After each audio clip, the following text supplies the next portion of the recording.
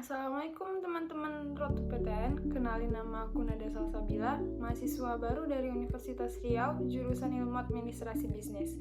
Baiklah teman-teman, di sini aku mau sharing nih cerita aku gimana sih aku bisa sampai berada di Universitas Riau ini.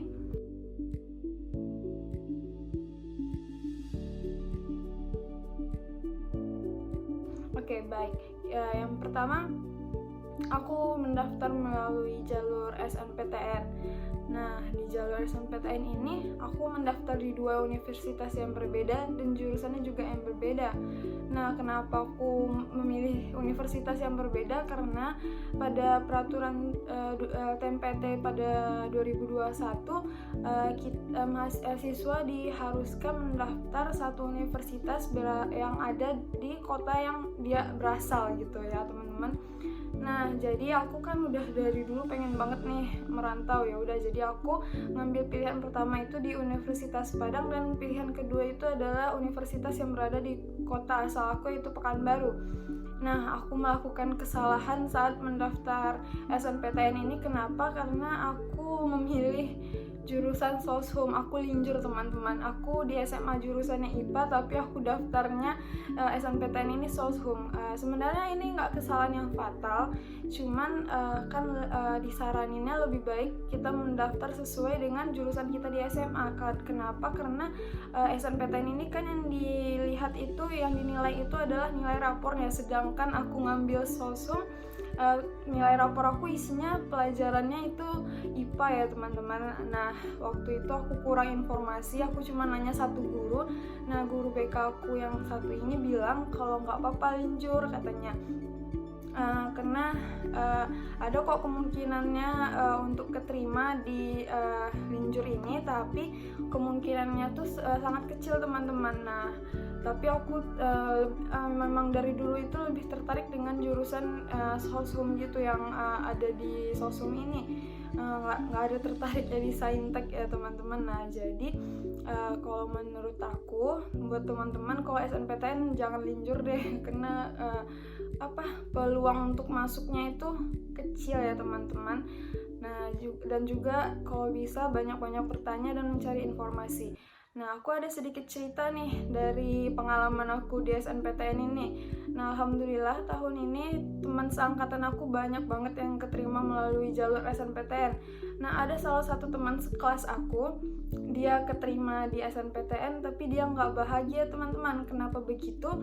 Karena jurusan yang diambil ini adalah jurusan ngasal.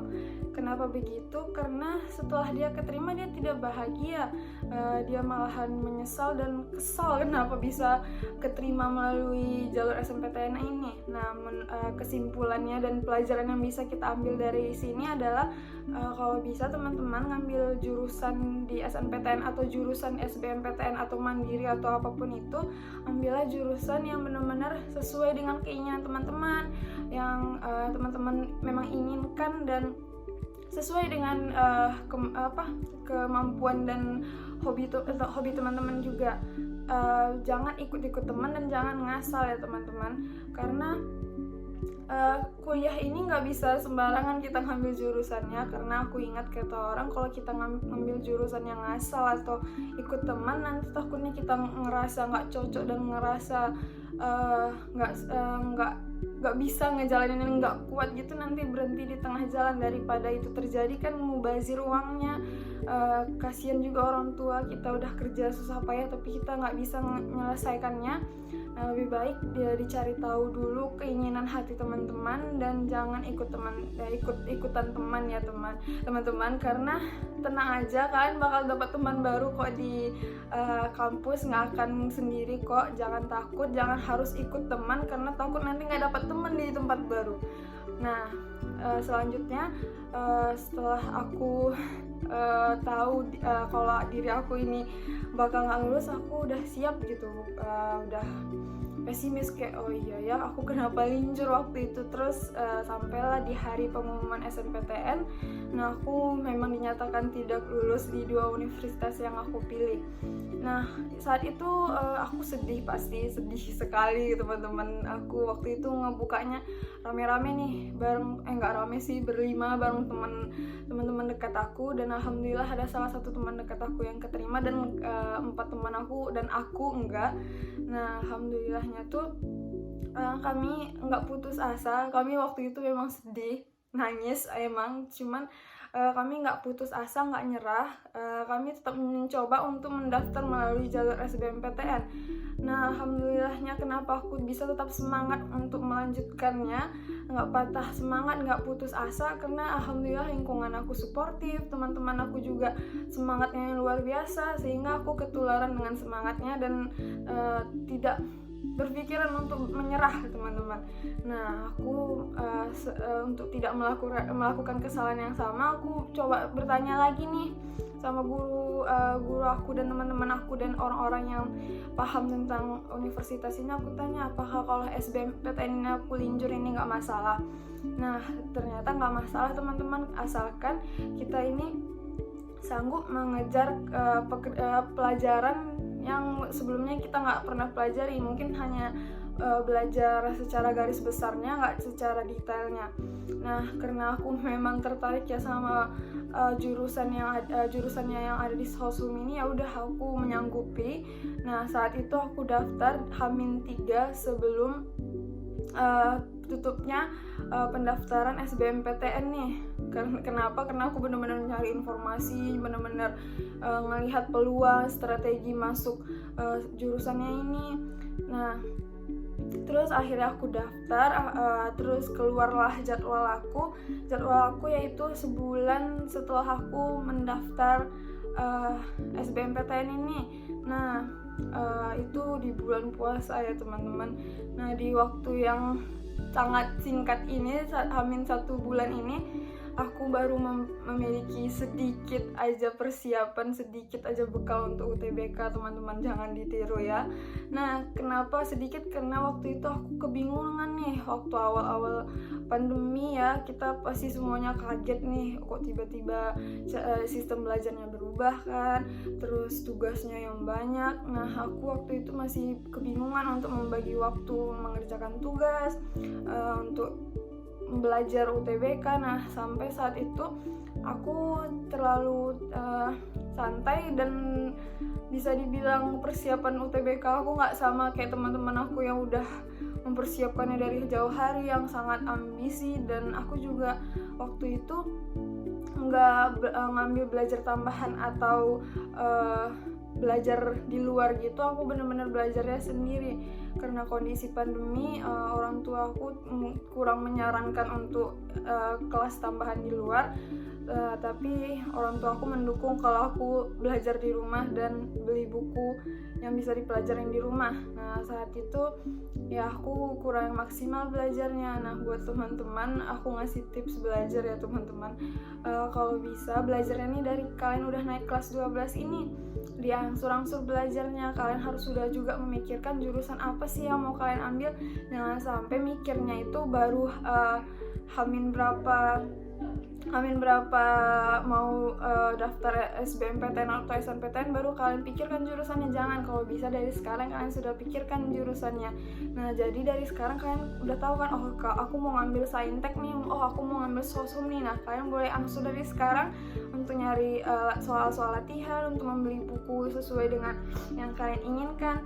Nah kalian atur jadwalnya, kalau bisa misalnya hari Senin misalnya kalian ngambil sosum kayak aku.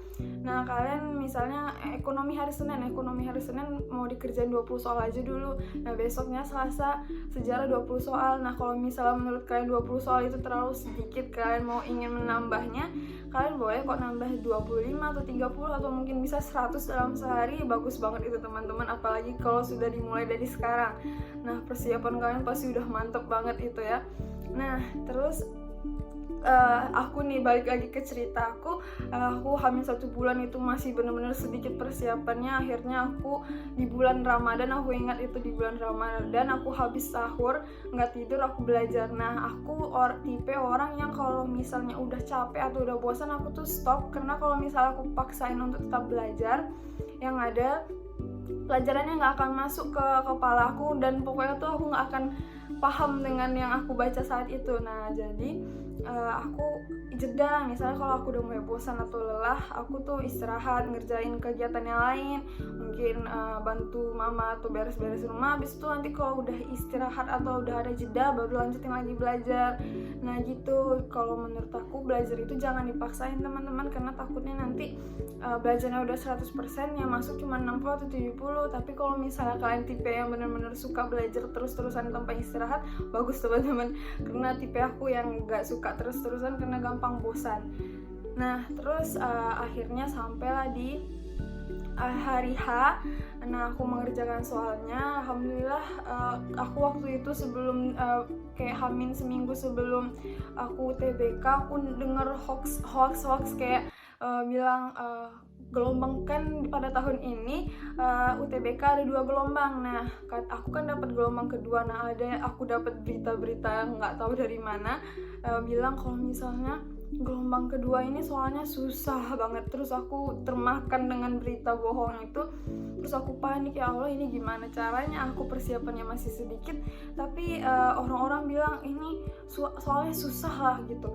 Terus akhirnya aku nemu, tiba-tiba benar-benar habis aku pesimis dan takut gitu, nemu di Instagramnya Road to PTN, katanya nggak ada bedanya kayak gelombang 1, gelombang 2, nggak ada. Misalnya gelombang 1 mudah, gelombang 2 susah, enggak. Tingkat kesusahan soal itu tergantung diri kita, seberapa persiapan kita. Nah nanti kalau misalnya persiapan kita udah oke, soalnya itu nggak akan ada yang susah kalau misalnya kita sudah mempersiapkannya dari jauh hari. Tapi kalau misalnya kita ya seperti aku santai, mungkin ada susah-susahnya juga lah yang mengerjakan soalnya teman-teman. Nah setelah itu aku nunggu pengumuman. Nah setelah selesai UTBK nih, nunggu pengumuman, aku lupa berapa lamanya sampai hari di pengumuman ini. Pas aku bener-bener nunggunya itu dari 30 menit sebelum keluar pengumumannya. Aku udah standby di depan laptop nih, terus keluarga aku juga udah duduk di dekat aku. Terus pas udah waktunya, aku masukin nih nama ya Pak, salah nama sama nomor ujian ya gitu. Terus alhamdulillah pas dibuka ada tulisan selamat, Anda dinyatakan lulus. Terus aku tuh senang sampai mau nangis, kayak benar-benar terharu. Kayak alhamdulillah perjuangan aku waktu di awal aku udah dipatahkan, ternyata ini hasil aku setelah dipatahkan. Yang nggak boleh menyerah, benar-benar harus percaya dan serahkan semuanya ke Allah dan berjuang semampu kita. Nah setelah itu tiba-tiba aja mama aku bilang gini, Dek kalau bisa kuliahnya di Pekanbaru aja. Aku daftar SBMPTN dua-duanya di UNAN dan aku keterima benar-benar di UNAN. Terus aku waktu itu bimbang setelah mama aku bilang gitu. Aku galau seminggu, bingung harus gimana nih, aku daftar ulang di UNAN apa aku dengerin kata mamaku aja untuk tetap di Pekanbaru. Nah setelah akhirnya aku coba sholat istiqoroh, aku serahkan semuanya ke Allah, akhirnya hati aku menetapkan ya udah di Pekanbaru aja nih. Nah alhamdulillahnya ada satu lagi jalur yang aku mendaftar nih. Nah di nama jalurnya itu PBUD. Nah kalau kalian nggak tahu PBUD itu apa, PBUD itu adalah pemilihan bibit unggul daerah. Nah ini nih diadakan oleh Undri. Nah Undri ini mengadakan PBUD ini khusus untuk anak-anak yang berada di Kota Pekanbaru, misalnya SMA dan SMK di Pekanbaru. Nah PBUD ini nggak jauh beda sama SNPTN karena dia juga menerima mahasiswa siswanya itu dari nilai rapor. Nah dilihat nilai rapor kita, nah dari situlah kita diterimanya. Kurang lebih sama dengan SNPTN, cuman bedanya SNPTN itu nasional, kalau PBUD ini khusus untuk siswa-siswa SMA dan SMK yang ada di Pekanbaru.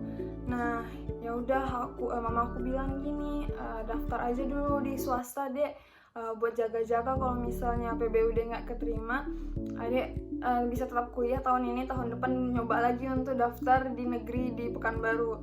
Terus ya udah, aku udah pasrah, aku daftar di swastanya di Pekanbaru ini, PTS-nya Pekanbaru. Terus sambil menunggu pengumuman PBUD ini, ya udah aku pasrah gitu. Kalau misalnya memang nggak rezeki di PBUD, ya udah nggak apa, ya di swasta aja dulu. Dan tahun depan kita coba untuk ikut SBMPTN lagi ya teman-teman. Terus akhirnya sampai di hari dimana pengumuman PBUD, itu aku ingat pengumumannya jam 4, tapi jam 4 tiba-tiba linknya tuh error. Aku udah panik, terus aku kayak ya udahlah, ini kayaknya nggak bakal keterima, karena 2 hari sebelum pengumuman tiba-tiba guru BK aku ngirim pesan gitu di grup, bilang katanya bagi yang udah keterima SBMPTN itu kecil kemungkinan untuk keterima di PBUD. Aku udah pesimis di situ, karena aku kan sudah diterima di SBMPTN, kayak nama aku sudah terdaftar ini keterima di UNAN, tapi aku belum daftar ulang saat itu teman-teman. Tapi aku sudah pesimis duluan, jadi aku kayak ya udahlah, bukanya nanti aja lah. Padahal jam 4 itu bisa dibuka. Teman-teman aku udah buka pengumuman yang jam 5, karena jam 4 sempat error, jam 5 akhirnya udah bisa. Terus aku udah nanti aja lah bukanya. Terus ini tiba-tiba mama aku sama kakak aku maksa buka aja sekarang gitu, biar tahu keterima atau enggaknya. Terus akhirnya aku ingat itu sekitar jam 6 hampir maghrib gitu teman-teman, aku buka pengumumannya. Terus alhamdulillah aku dinyatakan lulus melalui jalur PBUD di Undri, dan benar-benar aku keterima di pilihan pertama yang benar-benar aku inginkan teman-teman, yaitu ilmu administrasi bisnis ini.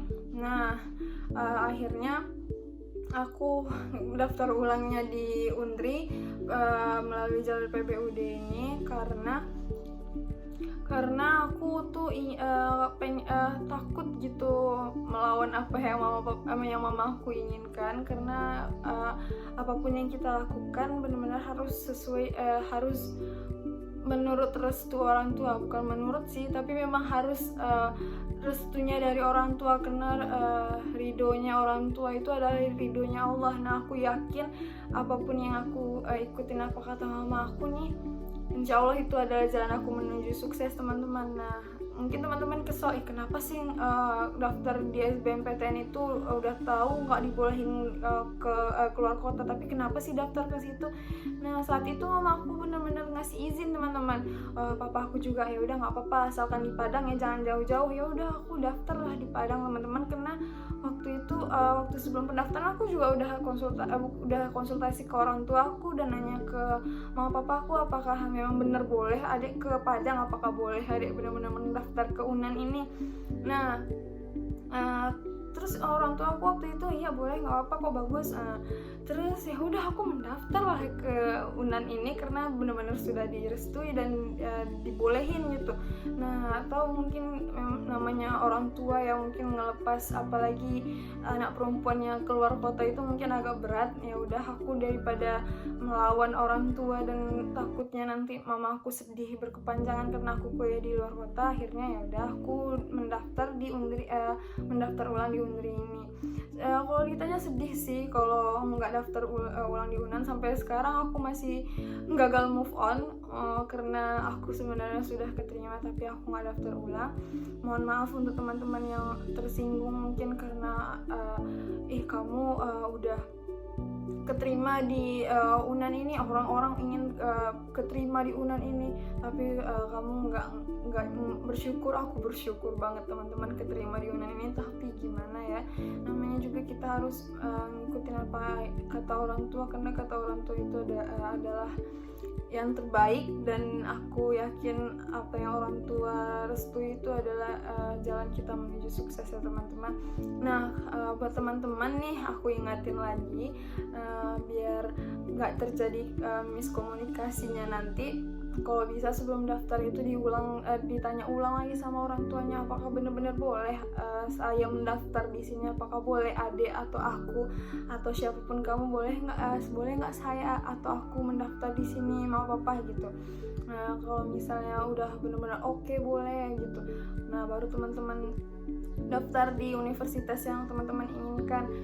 Karena nanti takut kejadian seperti aku udah keterima ternyata malah nggak dibolehin. Nah terus juga